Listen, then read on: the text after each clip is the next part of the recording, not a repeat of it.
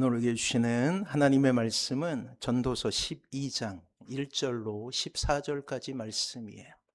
우리 교독하도록 하겠습니다. 제가 먼저 읽을게요. 너는 청년의 때에 너의 창조주를 기억하라. 곧 곤고한 날이 이르기 전에 나는 아무 낙이 없다고 할 해들이 갑갑기 전에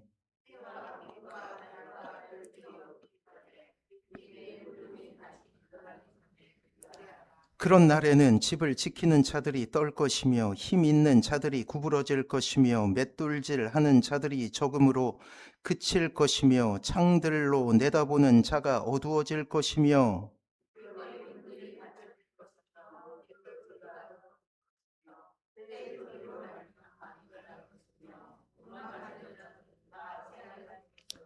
또한 그런 자들은 높은 곳을 두려워할 것이며 길에서는 놀랄 것이며 살구나무가 꽃이 필 것이며 메뚜기도 짐이 될 것이며 정욕이 그치리니 이는 사람이 자기의 영원한 집으로 돌아가고 조문객들이 거리로 왕래하게 됨이니라.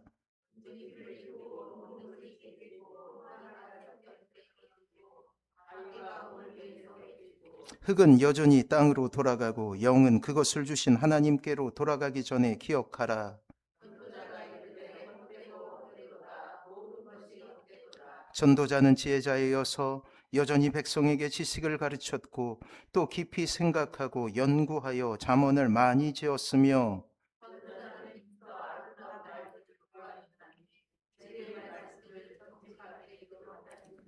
지혜자들의 말씀들은 찌르는 채찍들 같고 회중의 스승들의 말씀들은 잘 박힌 못과 같으니 다 한 목자가 주신 바이니라.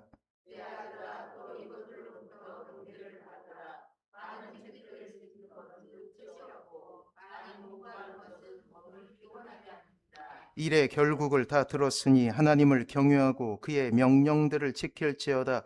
이것이 모든 사람의 본분이니라.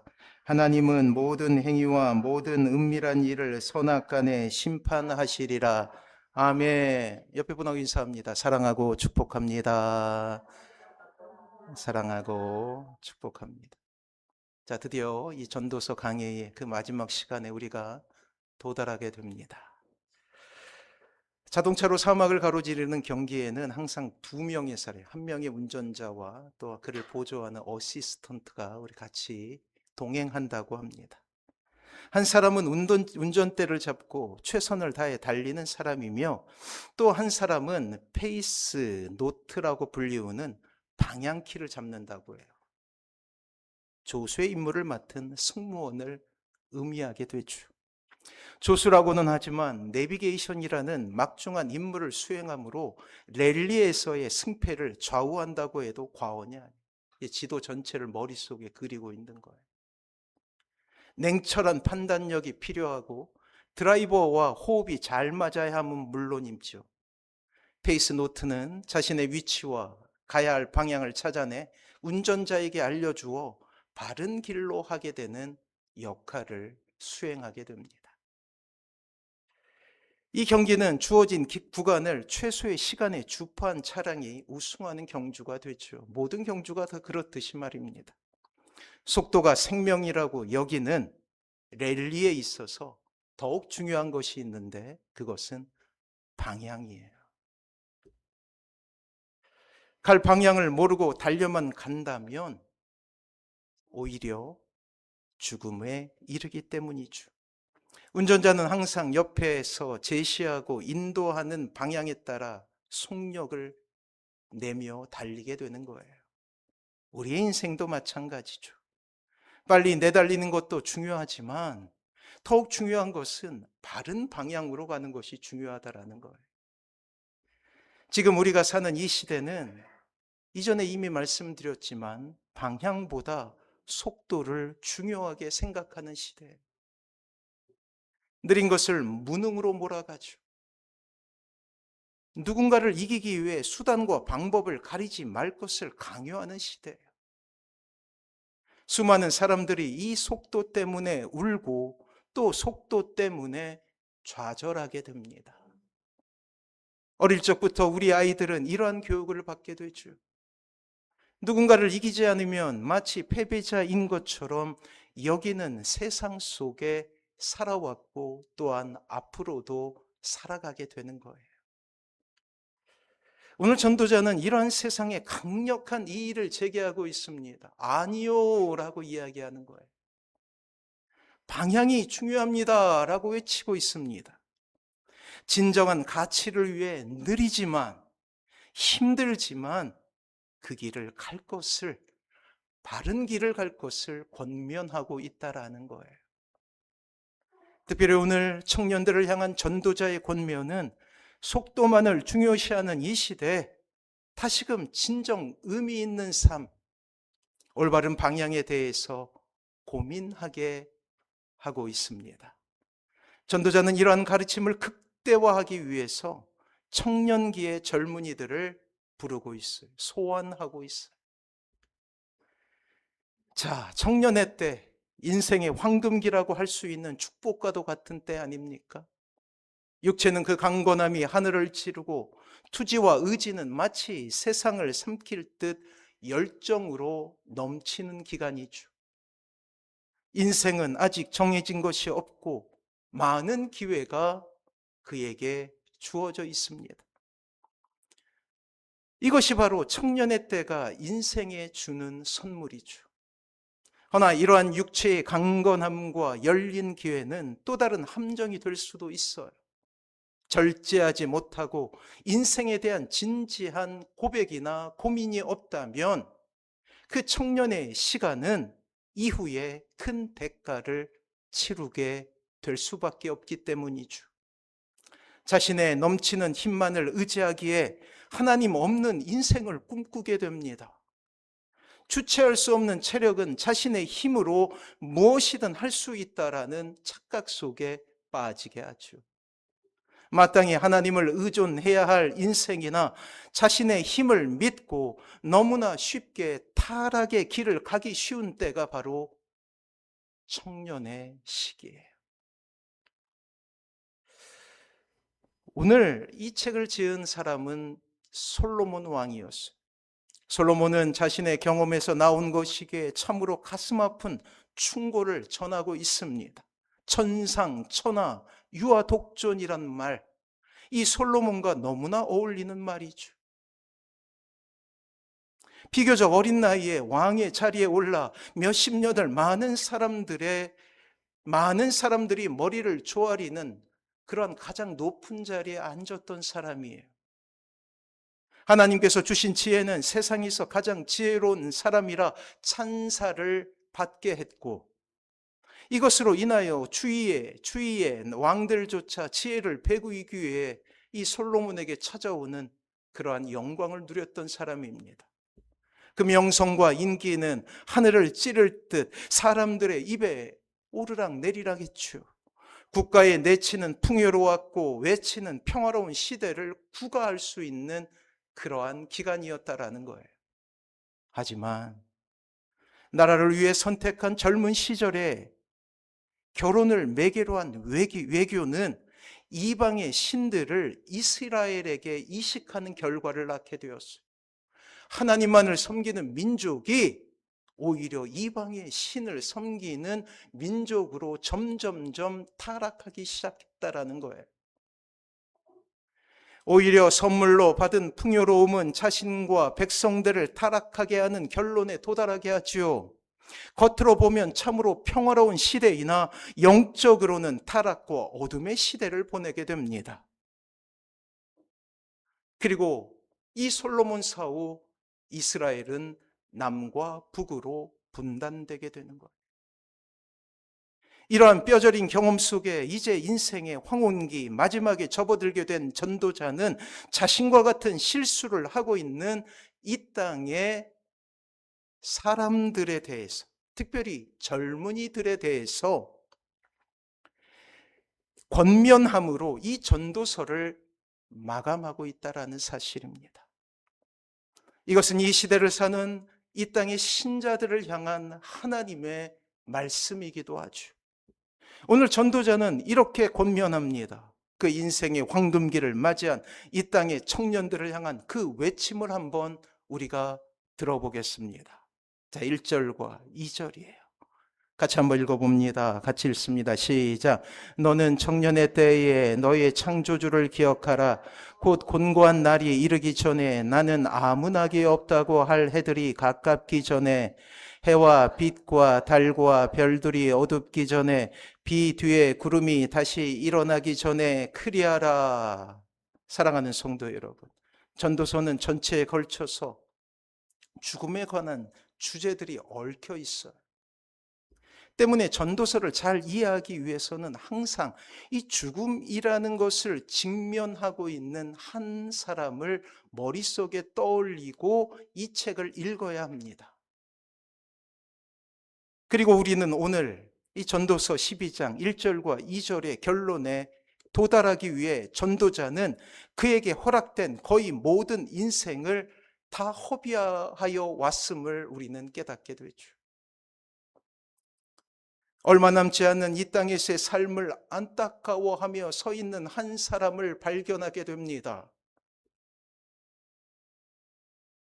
그 솔로몬, 불현듯 그의 머리에 떠오르는 것은 자신의 젊은 시절이었어요. 인생들의 지존의 자리에서 호기어리게 이 세상을 얕잡아 봤던 사람이죠. 그에게 허락된 하나님의 선물을 낭비하며 쾌락에 빠져 있었던 청년기의 후회를 우리는 듣게 됩니다. 어디로 갈지 알지 못하는 인생의 한계 가운데서 그 해답을 찾기 위해 여기저기 기웃거리는 자신의 모습을 떠올리기도 해요. 그리고 결론을 내리게 됩니다. 그 결론은 이것이죠. 너는 청년의 때에 너의 창조주를 기억하라 라는 것이에요. 그렇습니다. 이것이 전도자가 전도서를 쓰며 찾아낸 결론인 거예요. 죽음의 직면에서야 간신히 건질 수 있었던 삶의 지혜의 정수지요. 다시금 그의 초점은 하나님께로 향하고 있습니다. 사랑하는 성도 여러분, 우리가 하나님을 아는 것, 이 땅에서 하나님의 사람으로 살아가는 것은 참으로 경이로운 일이라 아니할 수 없어요. 하나님을 알지 못하는 인생이 하나님을 알게 된 것 아닙니까? 예배라는 것이 무엇이고 하나님을 믿는다는 것이 무엇인지 모르는 우리가 예배 자리에 나와서 하나님 앞에 예배하는 이 놀라운 일들을 우리는 경이로움이라고 표현할 수밖에 없다라는 거예요. 예전에 하나님을 믿기 전 우리로서는 전혀 상상할 수 없는 일이 일어나게 된 것이죠. 그리고 하나님을 의식하는 인생을 살아가게 됩니다. 자, 오늘 전도자는 이 땅의 모든 백성들에게 소리칩니다. 곤고한 날이 이를 것이다 라고 말이에요. 피곤한 날이죠. 애통의 날이죠. 아무 낙이 없다고 고백할 때가 온다라고 그렇게 소리치고 있어요. 이미 말씀드렸던 대로 이 전도서의 첫 번째 독자는 누구였냐면 이 솔로몬 왕의 아들들이었어요. 후에 왕이 될 이들 말이에요.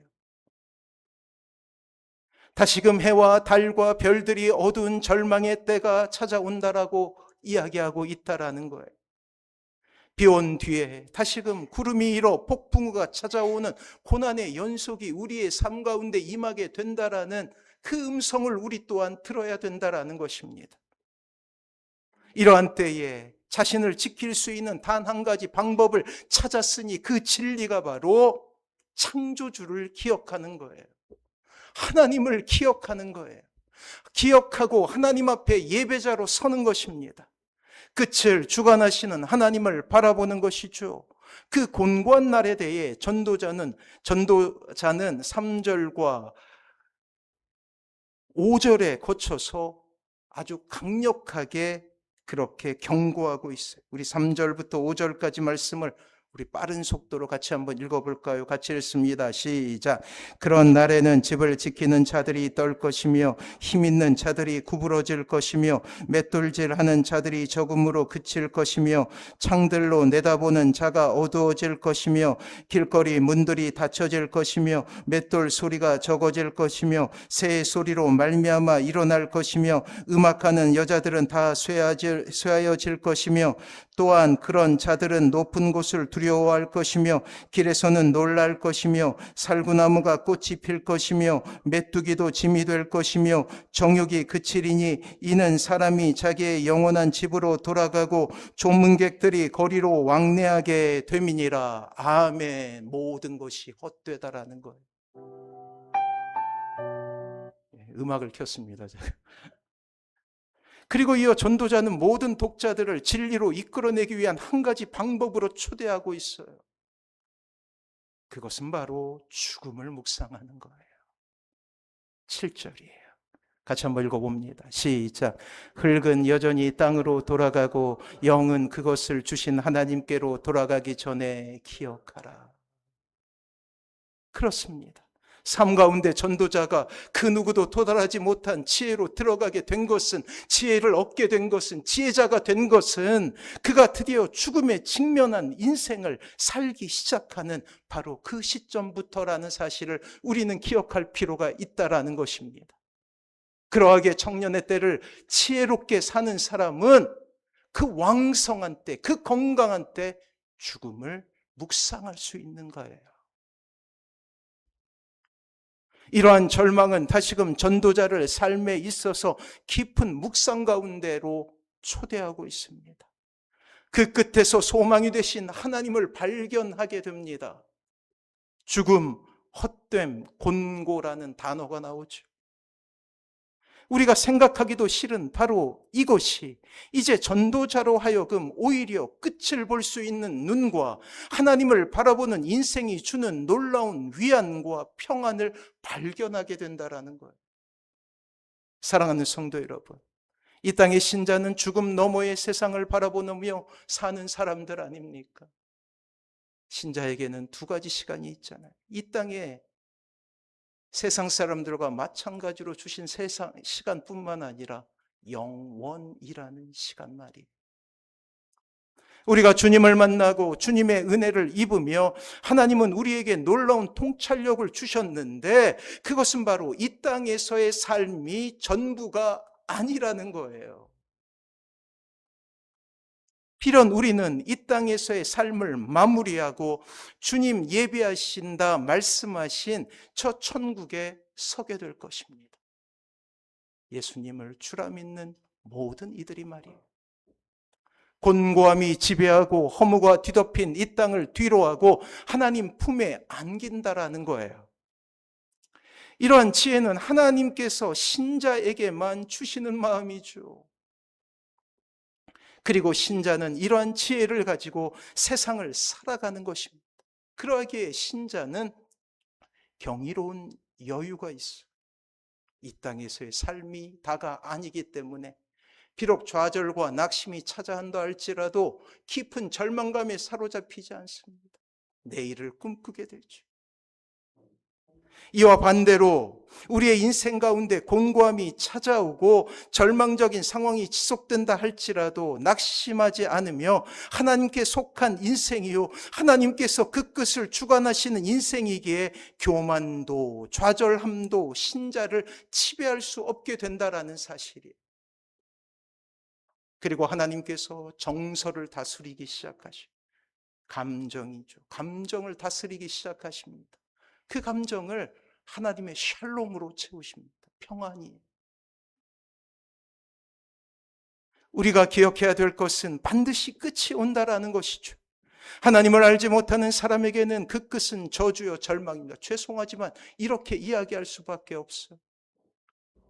하지만 신자에게는 그 끝은 소망이죠. 드디어 그 소망이 이루어진 날이라고 할 수 있어요.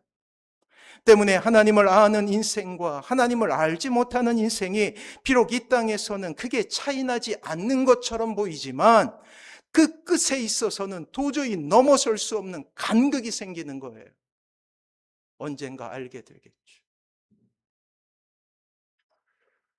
전도자가 죽음에 임박하여 하는 이 고백들은 우리의 인생의 잠언 지혜서가 되어서 신자에게나 비신자에게도 너무나 중요한 진리가 되는 거예요.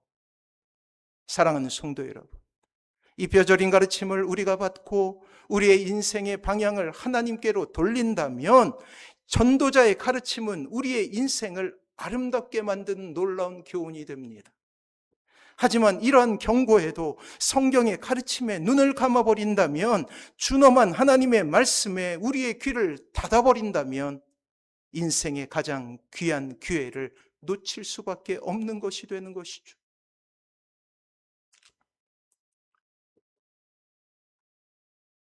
그는 지혜자였어요. 하나님께 지혜를 구하잖아요. 그래서 하나님께서 지혜를 폭포수와 같이 주셨어요. 잠언의 대부분을 써내려간 사람 아닙니까? 오랜 묵상과 실험 가운데 수십 년을 이렇게 진정한 지혜를 간구했고 수많은 시행착오 끝에, 실험 끝에 이제야 그는 이 위대한 진리 가운데 설 수 있었다라는 거예요. 너는 청년의 때에 너의 창조주를 기억하라 라고 말이에요. 그렇습니다. 창조주이신 하나님을 기억하고 하나님을 아는 지식으로 채우며 그 지식 가운데 더욱 하나님을 사랑하게 되고, 사랑한 것만큼 하나님이란 이름을 위해 살아가는 것, 이러한 삶보다 행복하고 이러한 삶보다 가치 있는 삶은 없다라고 소리쳐 외치고 있는 거예요. 하나님의 은혜 가운데 머물기를 소원하며 이 땅을 살아가시는 사랑하는 모든 성도님들 되시길 바랍니다. 이제 전도자는 그 아름다운 가르침의 마지막을 우리에게 전하고 있어요. 소설이나 연극의 에필로그라는 그러한 이 구간이 있죠. 우리가 읽게 되는 전도서 12장 8절부터 14절은 그 이전 말씀 1장부터 12장 7절까지 말씀과는 분리가 됩니다. 실제로 전도서는 이 7절로 대단원의 막을 내리게 되죠. 거기서 끝나도 아무런 문제가 없어요. 그런데 오늘 본문은 문학의 에필로그처럼 왜 이 글을 쓸 수밖에 없었는지 전도자의 개인적인 마음을 그대로 드러내고 있는 편지 후기와 같은 성격을 가지게 됩니다. 이 8절부터 말이에요. 개인의 소회이죠. 다시금 전도자는 처음 전도자가 전도서를 시작하며 창념했던 진리로 독자들을 이끌어내고 있습니다. 8절이에요. 우리 같이 한번 읽어봅니다. 시작. 전도자가 이르되 헛되고 헛되도다. 모든 것이 헛되도다. 그래요. 우린 전도서의 시작에 이 구절을 보게 되지 않았습니까? 그리고 마지막에 다시금 이 주제를 던지고 있어요. 세상의 모든 것을 누렸던 그의 마지막 단어는 모든 것이 헛되다라는 것이에요. 솔로몬은 헛됨을 강조하기 위해 헛되다라는 말을 반복하고 있죠.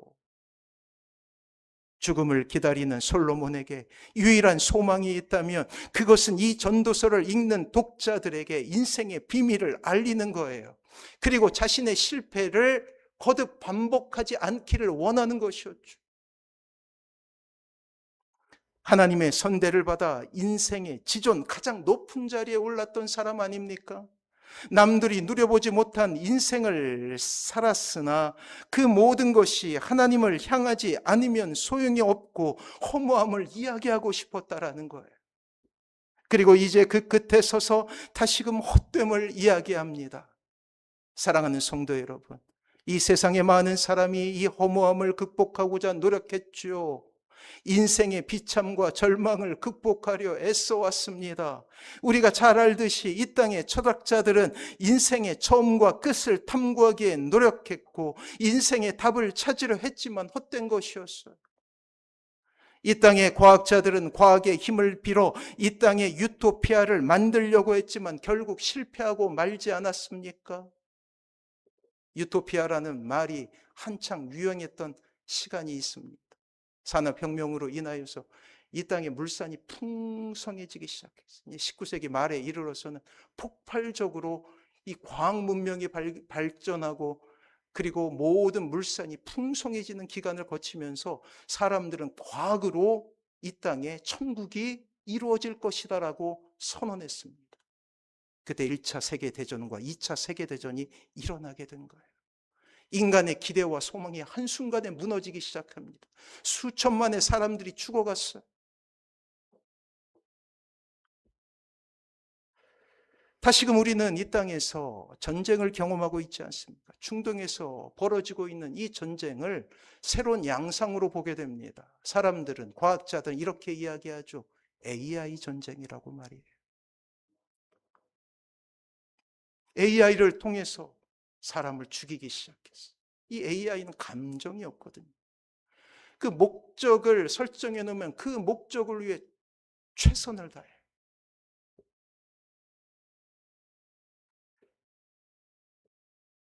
이 과학자들이 전쟁 시뮬레이션을 이제 펼친 거, 전쟁을 치르지 않고 이 전쟁을 이제 컴퓨터 속에서 여러 가지 경우의 수를 들어서 이렇게 펼쳐나가게 됩니다. 놀랍게도 AI 중에 여러 곳에서 핵전쟁을 일으킨다고 그렇게 보고가 되었어요.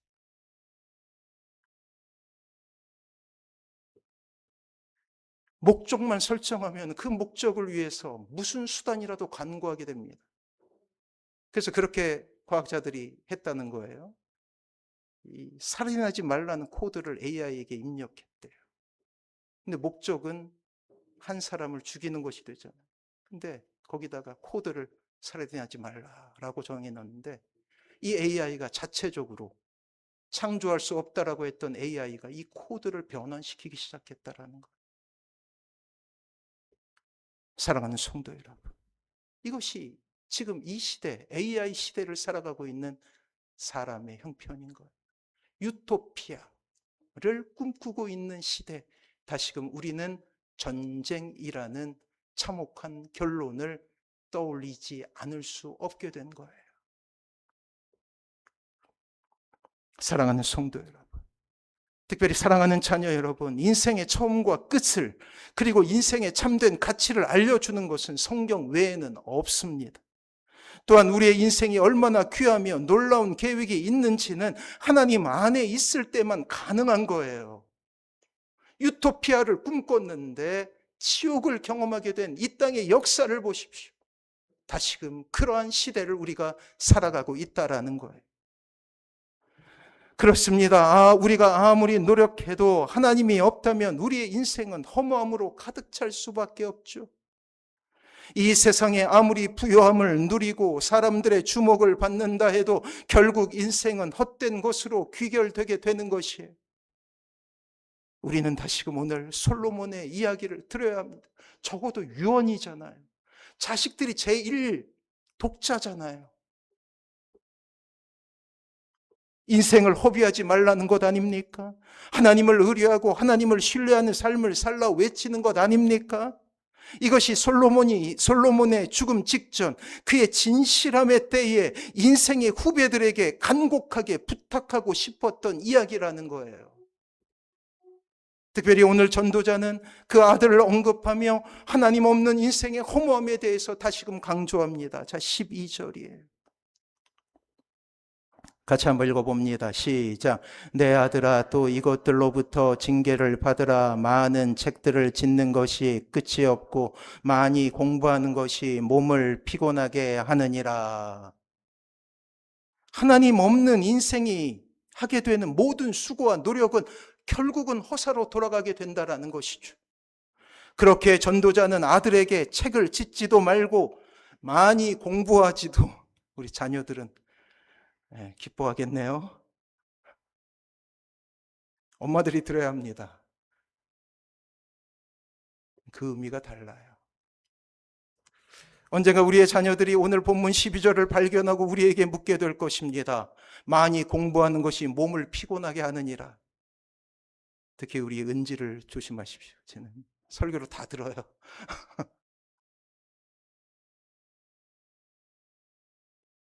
그래서 우리는 이 말씀의 뜻이 정확하게 무엇인지 알아야 하죠. 더 이상 하나님 없는 지혜를 인생에 추구한다 할지라도 별로 도움이 되지 못함에 대한 이야기라는 거예요.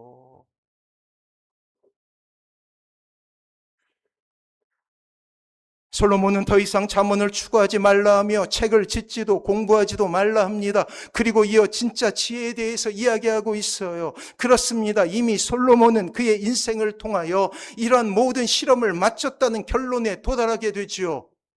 그리고 깨닫게 된 한 사실에 집중하도록 아들들을 초대합니다. 사랑하는 성도 여러분, 우리의 자녀들에게 우리가 물려줄 수 있는 가장 값진 유산은 하나님을 아는 것이에요.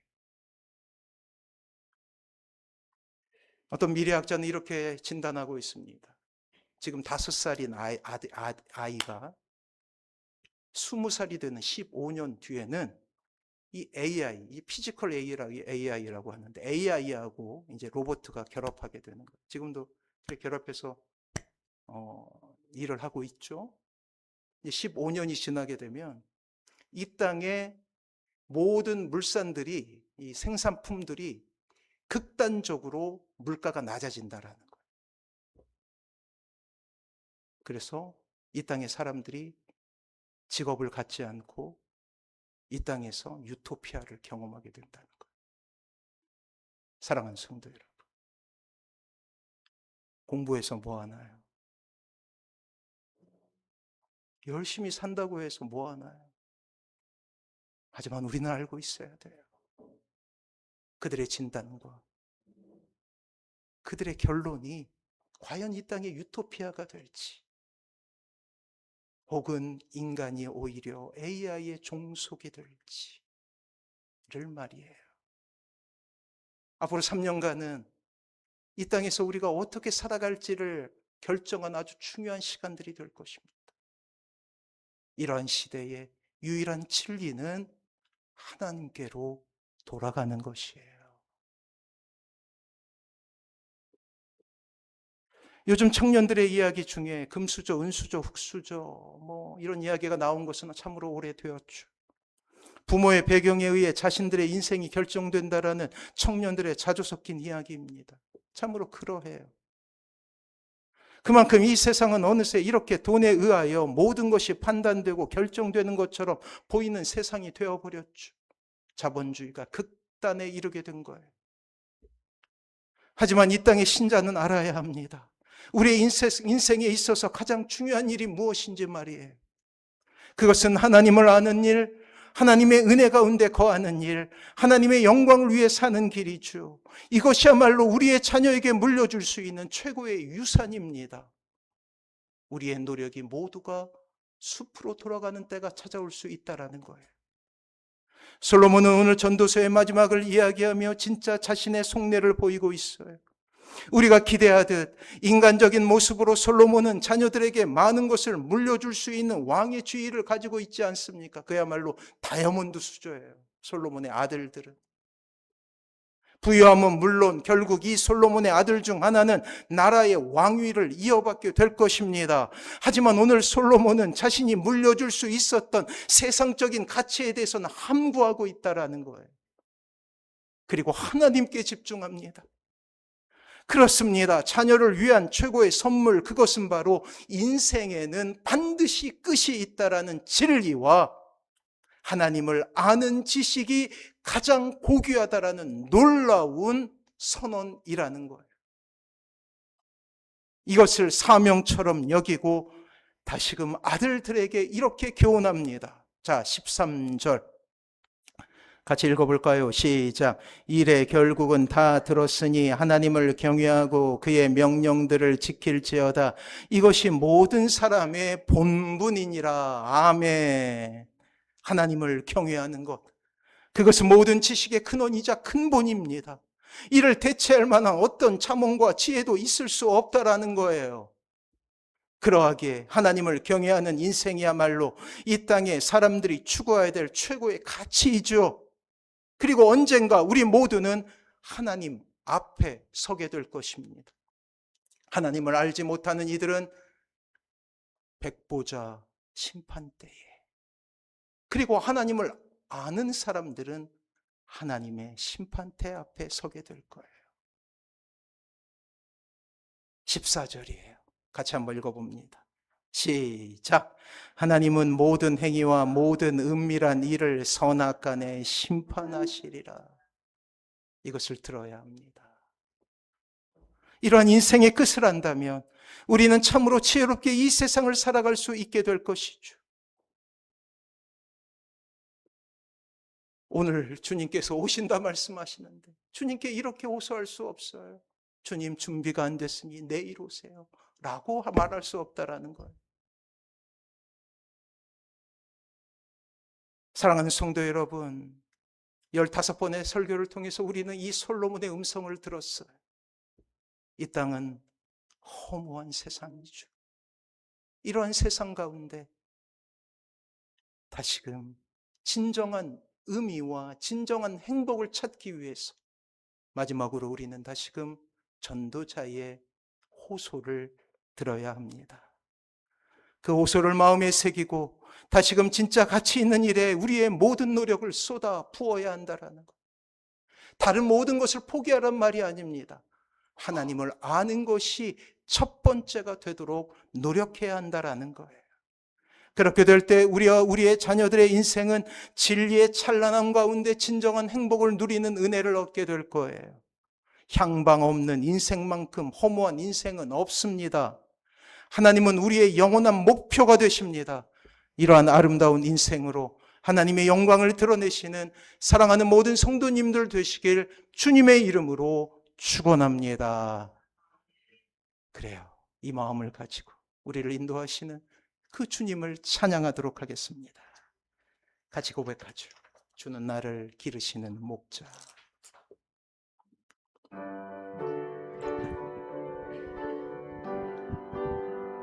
주는 나를 기르시는 목자요, 나는 주님의 귀한 어린 양. 푸른 풀밭 맑은 시냇물가로 나를 늘 인도하여 주신다. 주는 나의 좋은 목자, 나는 그의 어린 양. 저를 따라 꼴을 먹여주시니 내게 부족함 전혀 없어라. 예쁜 새들 노래하는 아침과 노을 비키는 고운 황혼에 사랑하는 나의 목자 음성이 나를 언제나 불러주신다. 주는 나의 좋은 목자, 나는 그의 어린 양. 저를 따라 꼴을 먹여주시니 내게 부족함 전혀 없어라. 못된 짐승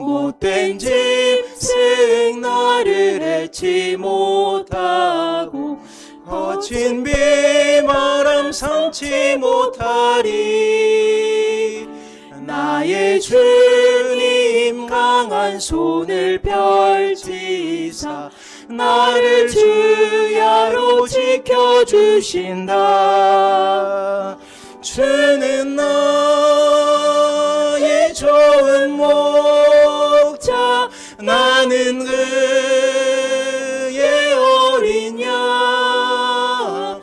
저를 따라 꼴을 먹여주시니 내게 부족함 전혀 못된 짐승 나를 해치 못하고 거친 비바람 삼지 못하리. 나의 주님 강한 손을 펼치사 나를 주야로 지켜주신다. 주는 나의 좋은 목자, 나는 그의 어린 양. 저를 따라 꼴을 먹여주시니 내게 부족함 전혀 없어라. 사랑하는 성도 여러분, 이 시간 같이 기도할 거예요. 지난 15번의 설교를 통하여서 우리는 하나님께서 원하시는 삶이 무엇인지 깨닫게 되었습니다. 하나님을 아는 것, 하나님의 은혜 가운데 거하는 것, 하나님을 예배하는 삶이 얼마나 귀하다라는 것을 알게 되었어요. 이 시간 다시금 우리 침묵으로 주님 앞에 나아가서 주님 앞에 기도합니다. 하나님, 그렇게 하나님을 아는 지혜로 살게 하여 주시옵소서. 하나님을 바라보는 인생이 되게 하여 주시옵소서. 하나님 안에서만 행복을 누리는 삶이 될 수 있게 해달라고 우리 한 1분 정도만 주님 앞에 간절함으로 고백하며 나가도록 하겠습니다. 기도하겠습니다.